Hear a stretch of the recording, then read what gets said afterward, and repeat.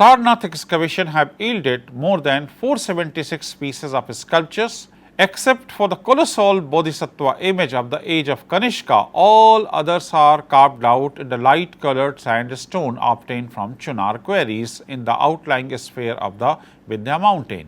The genesis of sculptural activities in the Sarnath began in the period of Buddha, but paucity of the archaeological evidences is a major hindrance to describe its real features and importance. Ashoka raised a monolithic pillar to commemorate the event of Dharmachakra Pravartana and also built Dharmarajika Stupa with a Vedika surmounted on it. The image of Bodhisattva carved on the third regional heir of the Kanishka gives first authentic information about iconographic activity in Sarnath. It originated under Mathura school of art, which has an uninterrupted tradition of cultural activities from early centuries of the Christian era. In the age of Imperial Gupta, Sarnath school became a paramount center of art and attained immense popularity, whose reverberations could be felt beyond the geographical boundaries of the subcontinent in the Asia, Southeast Asia, East Asia and other parts of the world. The images of the Buddha in Sarnath were portrayals of the certain ideas mostly derived from Mahapurusha Lakshana or attributes of the Chakravarti. The sculpture of the Yaksha supplied the form in which these concepts have been conceived, but the subtle concept like Bhumi Sparsh Mudra, Bodhi, Nibbana, Karuna, etc. were fully understood and transformed into plastic form during the Gupta period. Stella Cranbridge says that sculptures of the Sarnath in the Gupta period had learned the art of image making from craftsmen of Mathura. The sculptures of Mathura provided an archetype to the craftsmen of the Sarnath. It may be possible that architects of Sarnath might have taken some inspiration from Mathura sculptures, but they have developed their own indigenous style and features. The Sarnath Buddha is subtler and always developed in the plain and diaphanous drapery. The drapery folds gathered around the neck are closely held on the right but are loosened up to the left. At Sarnath, Sanghati assume a form of a trough and take a rectangular shape. The hem of the Sanghati held in the left hand of the Buddha is treated in the two different manners, which either shows a vertical folds with frills at the bottom or it is a zigzag line of schematic folds. The difference between the length of Sanghati and Antarvasa is less in the Sarnath. The image look relaxed, slender and medium statured, and their hair is executed in a volute curls. The Ushinisha is smaller and halo is given less importance. The early Gupta images witness a plain circular halo with a scalloped border, but later on adopted a decorative vegetal designs. The diaphanous drapery, medium stature figures and flexibility in the body are some of the features aliens in the Mathura school of the art. The image of the Buddha sitting in the Dharmachakra Pravartan Mudra is the best of all images in the Sarnath. It is carved out of the Chunar sandstone.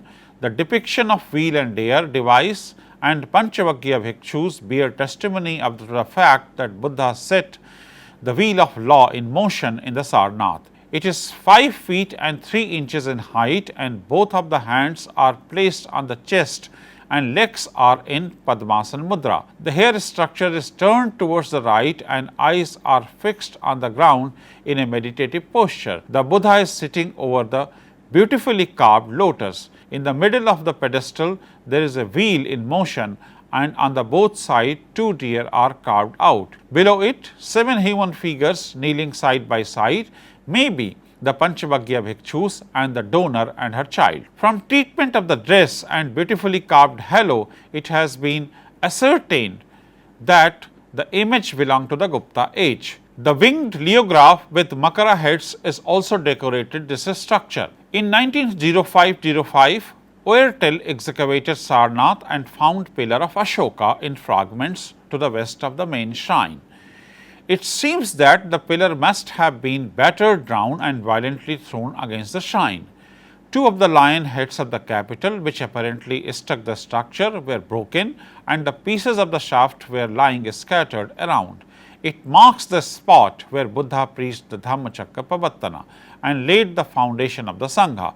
The lion capital of Sarnath is preserved in the Sarnath Museum and the pieces of the shaft are put in the area of the monument.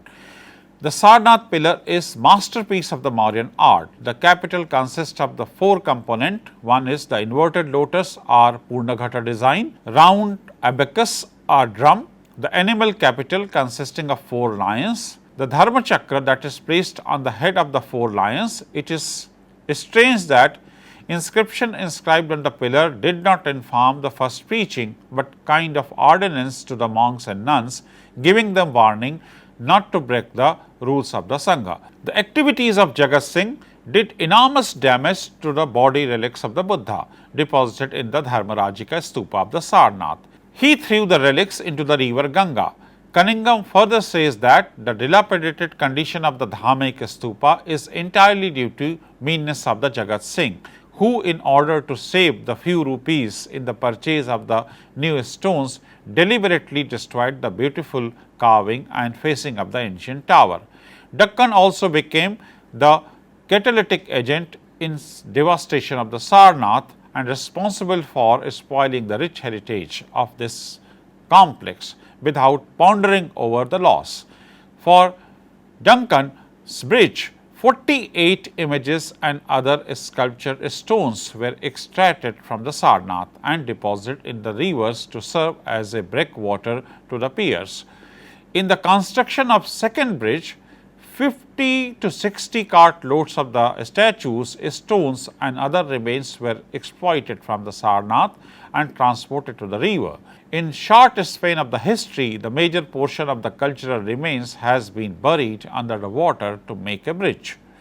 So Sarnath, you will find it that is one of the greatest place that basically laid the foundation of Buddhism. Here Buddha laid the foundation of the Sangha as well as started his preaching, so laid the foundation of Dhamma by preaching the Dhammacakka Pravattana Sutra. Over more than thousands of years, different kind of the monuments, even pillars of Ashoka was added to this structure, and almost this site was continued up to 12 to 13 centuries, and after that its wanton destruction happened. After rediscovery of this complex, this place became one of the very important tourist sector of India. The people who have a fascination for Buddhism come to this site from South Asia, Southeast Asia, East Asia and other parts of the world.